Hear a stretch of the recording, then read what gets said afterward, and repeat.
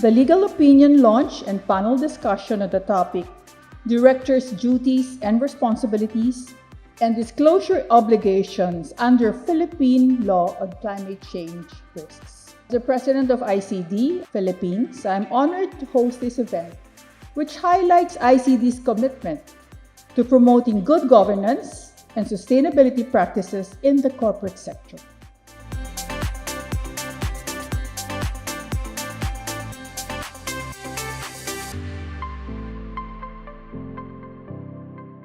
Climate change is one of the most pressing challenges of our time, and it is affecting not only our environment, but also our economies and societies.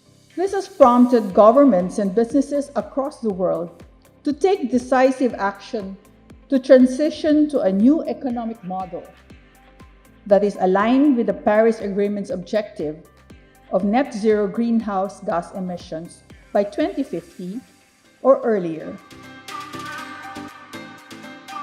With the Global Risk Report 2022 stating that we rank first in the world in risk exposure to natural disasters, including events which are predicted to become more frequent and more severe as climate change worsens, that the country is extremely vulnerable to climate-related and geological hazards.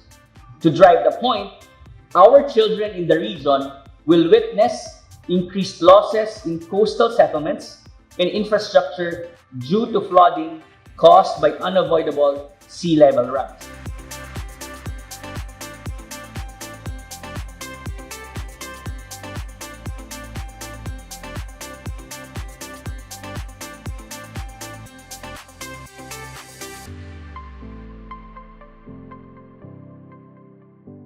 This, however, is not just about protecting the environment.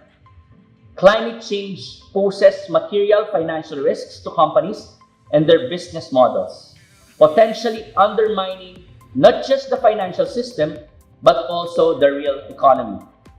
Without climate action, according to the World Bank, economic damages in the Philippines could possibly reach up to 7.6% of GDP by 2030 and 13.6% of GDP by 2040. This is why the UN has formed partnerships with the private sector to find solutions.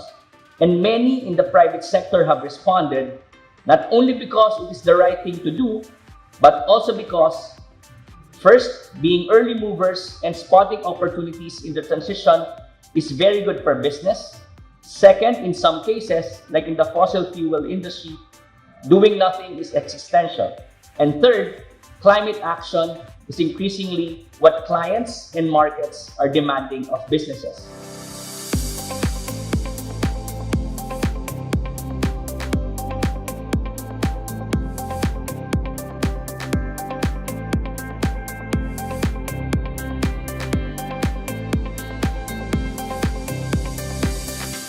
How does climate change pose risks to companies?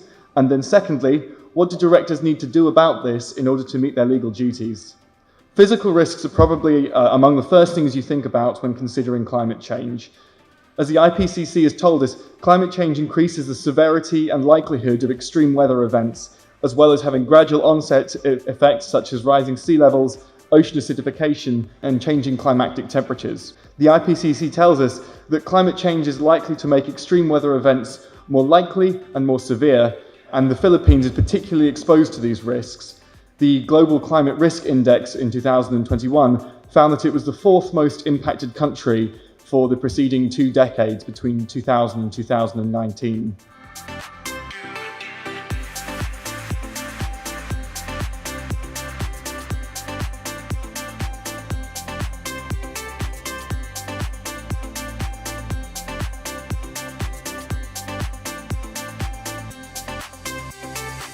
As the policy changes and regulatory changes needed to achieve these goals come into effect, we should expect to see transition risks. These are the risks which businesses face as a result of the change to net zero.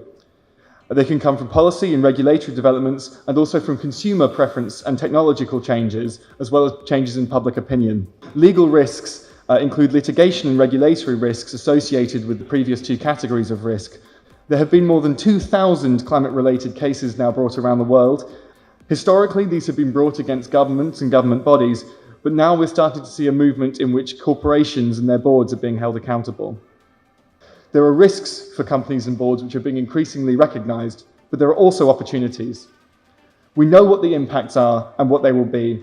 We know what the risks are and how they will develop, and we know what the opportunities are and which will become available. Boards need to take action to seize this and ensure that their companies thrive in the coming years.